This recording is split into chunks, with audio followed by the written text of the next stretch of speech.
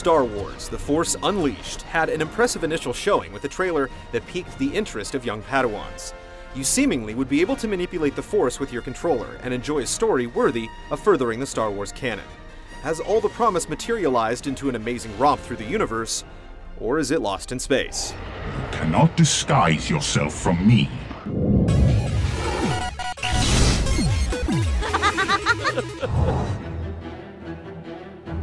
I'm ready now. Eking out valuable real estate between episodes 3 and 4, Unleashed borrows from each trilogy, with some political intrigue dotting a more Joseph Campbell-esque story of a hero's journey. And that hero is a villain named Starkiller, Darth Vader's secret apprentice. If you destroy him, you'll be one step closer to your destiny. With some plot holes and blatant fan service, the story stays interesting, from the psychology of the surviving Jedi you're sent to wipe out, to the typical droid banter and the binary choice between the light and dark side that's creeping up from the moment you press start. There are definitely some stretches taken with the canon, but it's an enticing ride.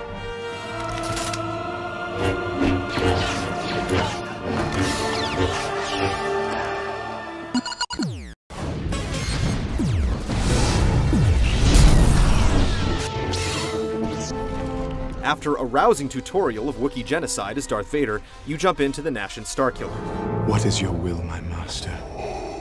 With a limited set of Sith skills, but more than enough of the Force flowing through his veins to lay waste to stormtroopers en masse. The levels are varied and thematic, but sometimes overly so. Areas tend to look the same from beginning to end, and it's easy to get turned in the wrong direction, even with a minimap. Later on, these sites are revisited and remixed, providing little variety across the game's 9 missions. The areas are rarely claustrophobic, giving Starkiller room to show off his style, like sizzling foes with lightning or throwing a hapless soldier to his doom.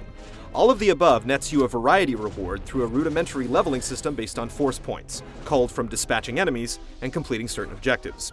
You can buy new combo moves, increase stats, or strengthen force abilities. It's pretty limited, but it adds a level of accomplishment. Sadly, major abilities are unlocked by plot progression and not leveling.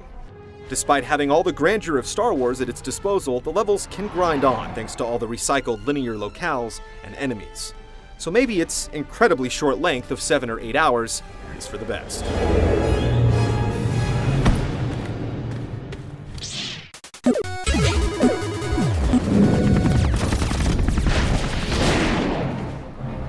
What is thy bidding, my master?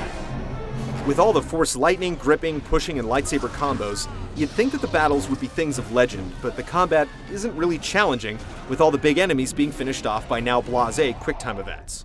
The only real power that the masses of troops possess is annoying you with extended life bars that seem oblivious to half your lightsaber swings. What's worse is that later enemies can't be thrown around like ragdolls, the game's biggest charm. It's something we've seen in Psyops and Half-Life 2, and here it can feel wonky at times. The occasional swell of opponents creates choke points, and these encounters eventually simmer down to monotony. The enemies aren't as scared of Starkiller as they should be, instead, lining up for the slaughter. Leave no witnesses. The occasional bit of exploration may net a temporary power-up, lightsaber crystal, or some force points, but it's really a small aside. The boss battles offer some neat effects, but the spamming of force abilities will inevitably get you to another QuickTime event. Fighting eventually becomes a chore. There's a lot of freedom in how to tackle each fray, but there's really no need to utilize it, as the same boring combos always get the job done.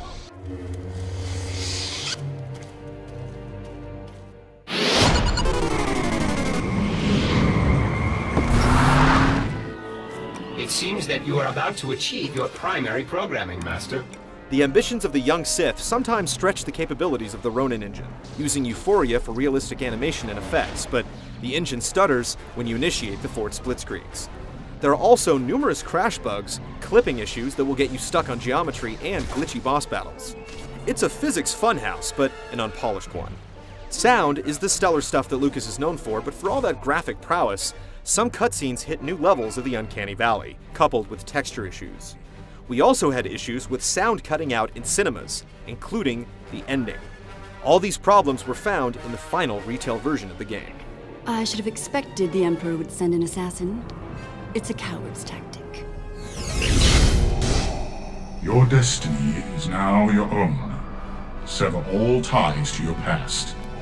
No one must know that you still serve me. The Secret Apprentice has a palatable action game, which, for a change, is strengthened by its license and story. It initially delivers on its promise, but it erodes over time due to the monotony and meager difficulty that discourages exploring the combat's complexity. Long ago, in a galaxy far, far away, things like telekinesis and laser swords were enough, but now games need to back up tech with substance. This is where Star Wars: The Force Unleashed turns to the dark side. Now go, and remember that the dark side is always with you.